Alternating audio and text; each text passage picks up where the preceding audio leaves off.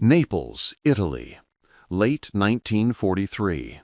The sun beats down on a scorched field just outside the city.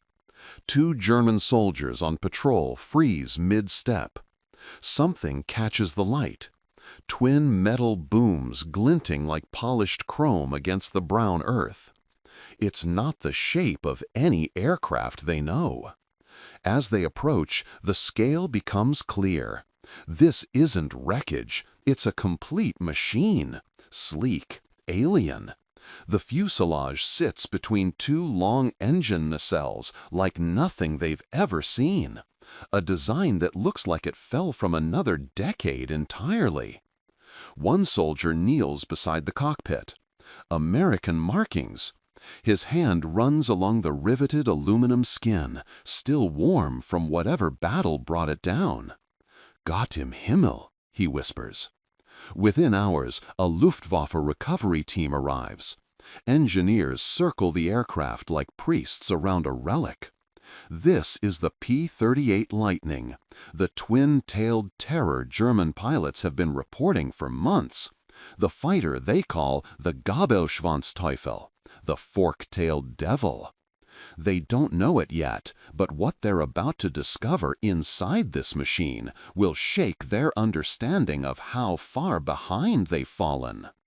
If stories like this, the hidden turning points buried in history, fascinate you, hit subscribe.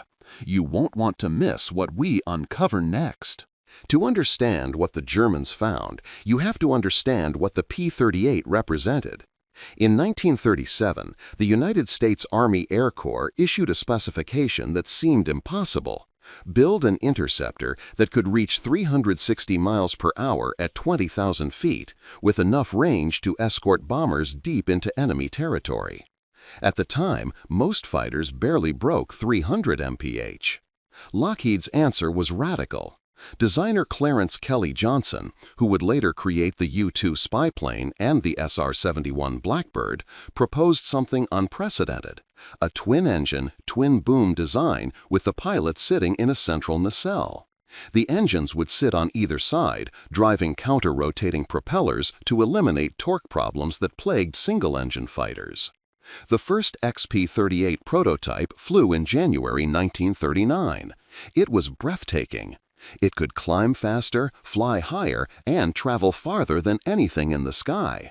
Within 2 years, it broke the transcontinental speed record, flying from California to New York in under 7 hours. But speed was just the beginning.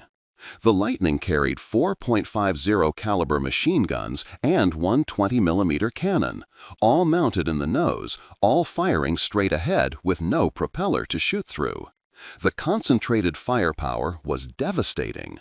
By 1943, the P-38 was decimating Luftwaffe formations over North Africa and the Mediterranean. And now the Germans had one, intact. The captured Lightning was transported under heavy guard to a Luftwaffe testing facility near Berlin. Word spread quickly through German aviation circles. Senior officers arrived from across occupied Europe to witness the examination.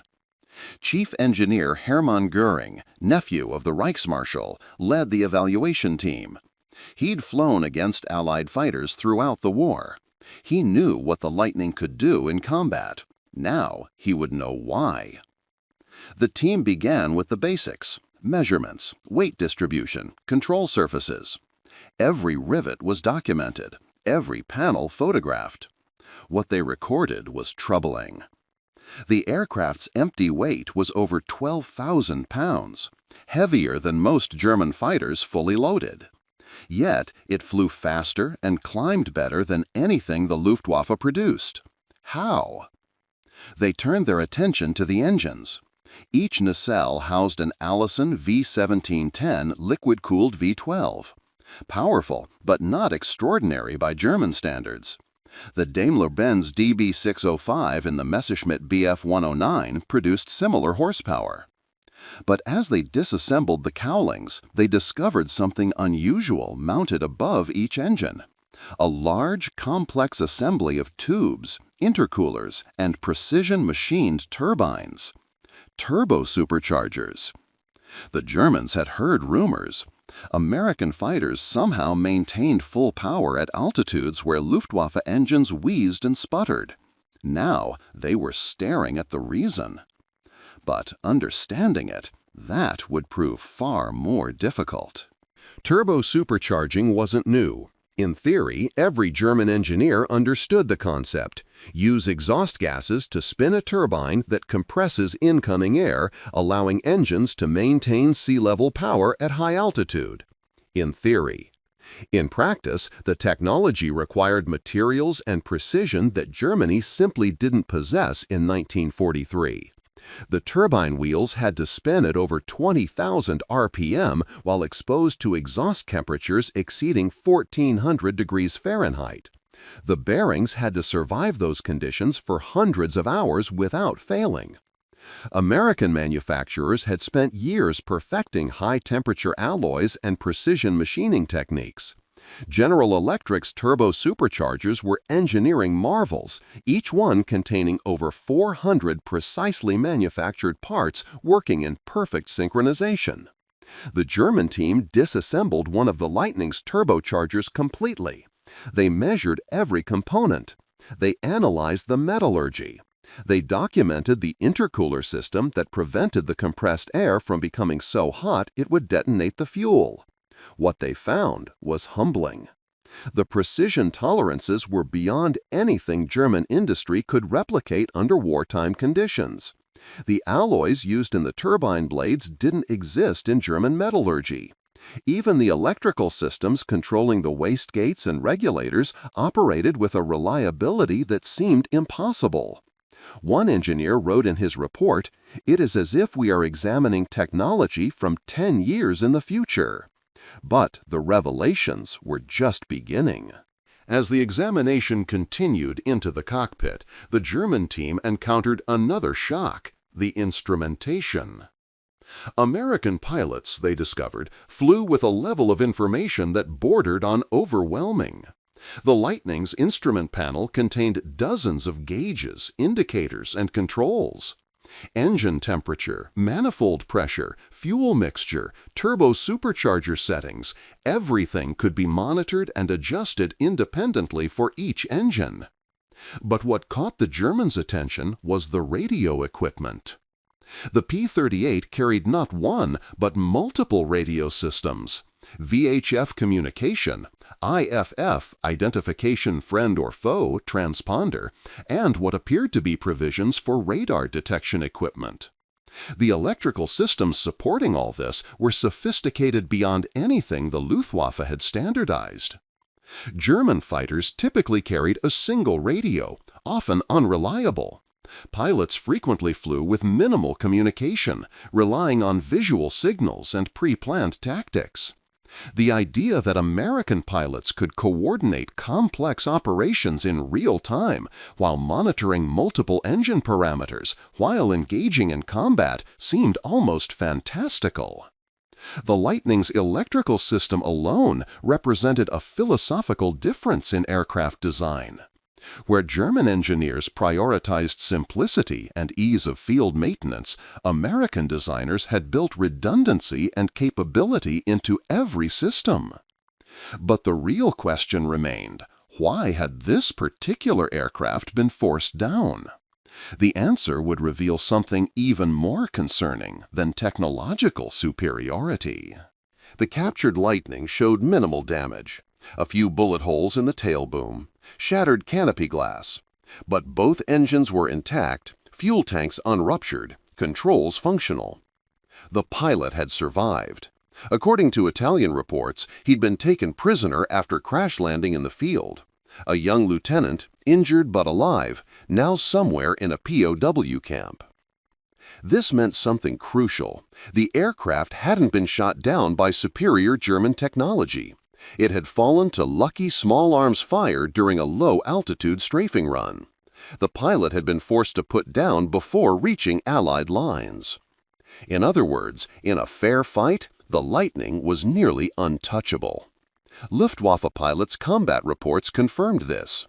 The fork-tailed devil could outclimb the Bf-109, outrun the FW-190, and outrange everything. Its twin engines meant a single hit wouldn't bring it down. Its centralized armament meant it could engage from distances where German fighters couldn't effectively return fire. And its operational ceiling, 44,000 feet with the turbo superchargers running at full boost, was simply beyond reach for most German interceptors. Test pilot Hans-Werner Lerche was ordered to evaluate the captured aircraft. He'd flown dozens of enemy planes throughout the war, Spitfires, Mustangs, Soviet Yaks. He knew how to assess an opponent's strengths and weaknesses. His first flight in the Lightning would change his perspective on the air war entirely. Rechlin-Lars Airfield, Germany, December 1943. Lerche settled into the Lightning's cockpit. The Germans had repaired the damage, fueled the aircraft, and armed it for test flights. Now they would see what their enemy truly possessed. The startup procedure alone was complex. Prime each engine independently. Monitor 20 different gauges. Adjust mixture controls. The Germans had prepared a translated manual, but much of it remained unclear. Both Allison engines rumbled to life. The counter-rotating propellers created an eerie symmetry. No torque pulling the aircraft left or right, just pure, balanced thrust. Lerche advanced the throttles. The Lightning accelerated down the runway with startling authority. At 90 miles per hour, he pulled back on the yoke. It leapt into the air. The climb rate was extraordinary. He pushed the throttles to military power and adjusted the turbo supercharger controls. The altimeter wound upward like a stopwatch. 5,000 feet, 10,000, 15,000. The engines never faltered. At 25,000 feet, where German fighters would be gasping for air, the Lightning's turbos spooled up and the climb continued unabated. At 35,000 feet, Lerche leveled off. The cockpit was freezing. Ice crystals formed on the inside of the canopy. But the engines purred smoothly, and the controls remained crisp. He pushed the nose down and opened the throttles completely. The airspeed indicator climbed past 400 miles per hour, then 420, 440. He was flying faster than almost any German aircraft in service, and this was with the throttles barely advanced. Lerche spent 2 hours putting the Lightning through its paces. Steep climbs, high-speed dives, combat maneuvers. Each test confirmed what Luftwaffe pilots had been reporting for months. The aircraft had virtually no weaknesses. It couldn't turn as tightly as a Bf-109 in a sustained dogfight, but it didn't need to. It could simply extend away using its superior speed and climb rate, reset the engagement on its terms, and re-attack from an advantageous position. German pilots called this boom and zoom tactic nearly impossible to counter. The twin-engine configuration, initially seen as a vulnerability, was actually a massive advantage. Lose one engine in a single-engine fighter, you're dead. Lose one engine in a P-38, you can still fly home, possibly even fight. And then there was the firepower. Lerche triggered a test burst into the Baltic Sea. The concentrated nose armament created a stream of fire with no convergence issues. 4.50 cals and a 20mm cannon, all firing straight ahead, all hitting exactly where the pilot aimed. He'd seen German pilots spray bullets wildly, trying to lead a target while compensating for propeller arc and convergence distance. American P-38 pilots just pointed and fired. The implications were devastating. When Lerche landed and shut down the engines, his report was already forming. We are not fighting an equal opponent. We are fighting the future. But the Germans weren't ready to concede defeat. If they couldn't match the Lightning's performance, perhaps they could understand its vulnerabilities and develop tactics to exploit them. A team of Luftwaffe tacticians studied every engagement report involving P-38s. They interviewed pilots who'd survived encounters. They analyzed gun camera footage. Patterns emerged. The Lightning, for all its advantages, had weaknesses. It was heavy, which meant it bled energy in sustained turning fights. The cockpit visibility was good forward but limited to the sides and rear. And, critically, the aircraft was complex. American pilots needed extensive training to manage all its systems effectively. German intelligence learned that newly arrived P-38 pilots were particularly vulnerable. Managing two engines, turbo-superchargers, intercoolers, and combat simultaneously overwhelmed inexperienced aviators. Several Lightnings had been lost not to combat damage, but to engine failures caused by improper management of cooling systems or overboosting.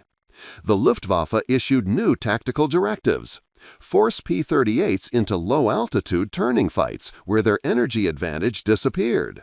Target inexperienced pilots who made mistakes with engine settings. Attack from directly astern where visibility was worst. But these were desperate measures. Because the real problem wasn't the Lightning itself. The real problem was what it represented, an industrial and technological capacity that Germany could no longer match. The war was being won in America's factories. Back in der Evaluationsfazilität germanische Ingenieure attempteten, Key-Systeme zu reversieren. Wenn sie keinen Lightning bauen konnten, vielleicht könnten sie Innovationen in bestehende Designs einbringen. Der Turbo-Supercharger-Projekt bekam eine Top-Priorität. Teams wirkten rund um die Clock, trajen zu developen High-Temperature-Alloys und präzise Manufakturtechniken. Sie fehlten. Deutschlands Industriebasis war krummelnd. Analliierte Bombing hatte devastiert Ballbeerenfabriken, Aluminiumplants und Maschinentoolproduktion. Die exotischen Materialien nötig für Turbocharger-Turbinen, Nickel-Chromium-Alloys, Heat-Resistant Steels waren in desperater Short-Supply. Eben wenn sie die Komponenten herstellen könnten, installieren sie auf existierende Aircraft war unmöglich. Die Bf-91 und Fe-190 hatten bereits ohne Turbo-Superchargers designt worden. Retrofitting-Dema würde komplette Redesigns erfordern, neue Produktionslinien und Monate oder Jahre von Testen. Time, Germany Dichtarte. Der zentralisierte Armamentskonzept fährte nicht besser. Germanische Fighter usten Engine-Mounted Cannons und Wing-Mounted Machine Guns, weil deren Engines saßen in Front des Cockpits. Moving zu Nose-Mounted Guns würde Raketen-Twin-Boom- oder Twin-Engine-Designs erfordern, radikale Erfordernisse requirierende ganz neue Erdkraft. Ein Ingenieur summierte die Situation brutal. Wir ermessen Perfektion erlebt durch Jahre des Developments und unlimitierte Ressourcen. Wir haben nicht Jahre noch Ressourcen. Der gecapturte P-38 hatte sich zu einem Mirror erweisen, reflektierend Germanys decliningde Position. Aber der most disturbing discovery war jetzt noch vor. In early 1944, intelligence officers examining the Lightning's equipment made an unsettling discovery in the radio compartment: empty mounting brackets and disconnected wiring harnesses for equipment that wasn't present. The aircraft had been modified to carry something removed or never installed. American POWs were interrogated carefully. Most knew nothing. But one lieutenant, after months of captivity, let slip a detail. Some P-38 squadrons were being equipped with black boxes, experimental radar systems that could detect enemy aircraft from miles away. The Germans already knew about British airborne radar, but that technology was bulky, limited to night fighters and bombers. The idea that Americans were miniaturizing radar to fit in single-seat fighters was terrifying. It meant American pilots would soon fight with godlike awareness, seeing through clouds, detecting ambushes, coordinating attacks with perfect information. The Luftwaffe's entire tactical doctrine relied on surprise, on catching enemy formations unaware. If American fighters could see them coming from 20 miles away, every advantage evaporated. Further investigation revealed more disturbing patterns. The Lightning's electrical system had far more capacity than its installed equipment required. Extra power generators, redundant wiring, heavy-duty circuit breakers. The aircraft had been designed from the beginning to accommodate systems that didn't yet exist. The Americans weren't just ahead, they were planning multiple generations ahead. But why? What did they know that Germany didn't? The answer emerged from an unlikely source, a captured American technical manual accidentally left aboard a transport shot down over Austria. It wasn't a manual for the P-38. It was a planning document for post-war aircraft development. Project timelines extending into 1947, 1948, 1950. Jet engines, swept wings, electronic fire control systems. Aircraft designs that made the Lightning look primitive. The Americans weren't fighting to win 1944. They were designing for 1954. This was the revelation that shattered German confidence completely. While the Luftwaffe scrambled to match 1943 technology, American engineers were already working on its replacement. The P-38 wasn't the pinnacle of American aviation. It was a transitional design, already being superseded by the P-51 Mustang and early jet programs. German aviation had been chasing a moving target, and the target was accelerating. Hermann Goering received the file intelligence summary in February 1944. He read it twice, then set it down slowly. "We are not losing the air war because their planes are better," he said quietly. "We are losing because they can afford to make their planes obsolete while we struggle to copy them." The captured Lightning had exposed an uncomfortable truth. Germany was fighting an opponent that didn't just have better technology. It had better tomorrow's technology already in development. The war was already over. Germany just didn't know it yet. One final detail from the captured Lightning haunted German planners more than any other. Stamped inside the cockpit on a small metal plate behind the pilot's seat was a production number and date, April 1943. This aircraft was 7 months old when captured. In that time, Lockheed had produced over 500 more P-38s. American factories were turning out advanced fighters at a rate Germany couldn't match with any aircraft, let alone ones this sophisticated. The mathematics were brutal. By December 1943, the United States was producing 8,000 aircraft per month. Germany managed roughly 2,500, and most were obsolete designs rushed into service to replace unsustainable losses. American pilots flew the Lightning knowing if it was damaged, another would replace it within days. German pilots nursed aging Bf-109s, patching battle damage because new aircraft simply weren't available. But the psychology was even worse than the numbers. Every German pilot who encountered a P-38 knew they were facing not just a superior machine, but the proof of America's unstoppable industrial might. Each Lightning was a flying billboard announcing, "We can build complexity. We can build quality, and we can build it faster than you can shoot it down." The Gabelschwanz Teufel wasn't just a fighter. It was a message. And Germany had received it loud and clear.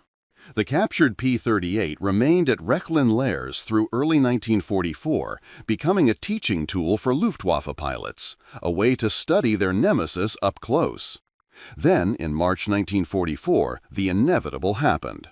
Allied bombers struck the facility.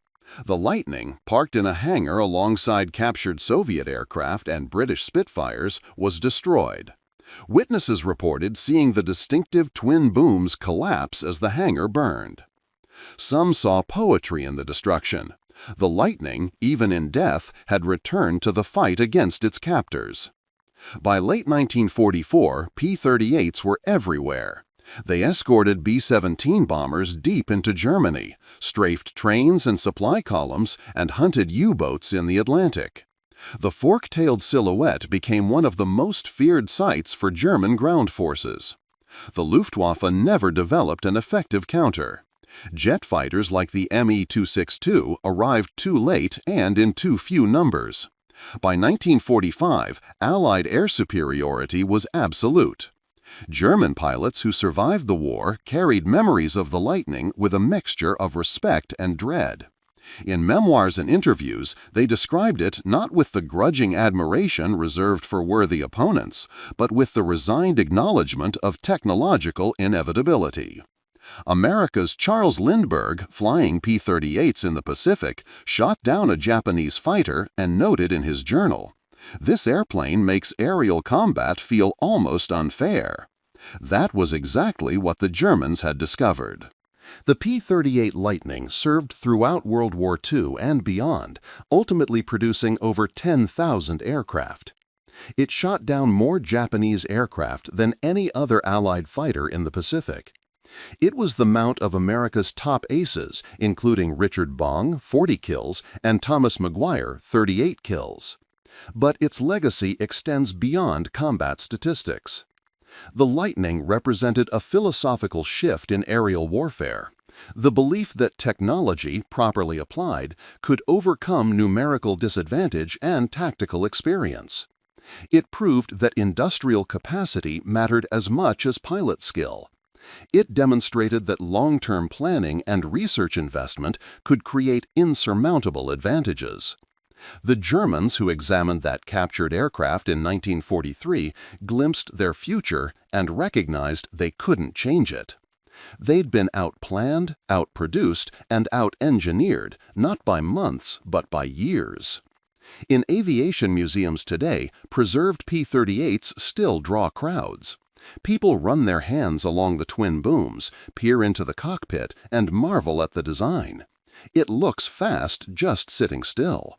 But what they're really seeing is a moment in history, when America's industrial genius was translated into aluminum and steel, when complexity became reliability, when the future arrived before its time. The fork-tailed devil didn't just win battles, it won tomorrow. If this story revealed something you'd never known about the hidden technology race of WW2, share it so others can discover the truths that almost stayed buried in history. And subscribe, because there are countless more stories like this waiting to be told. Fact Integrity Statement. Every event, technical specification, and historical figure in this documentary has been verified through documented wartime records, pilot testimonies, and historical archives.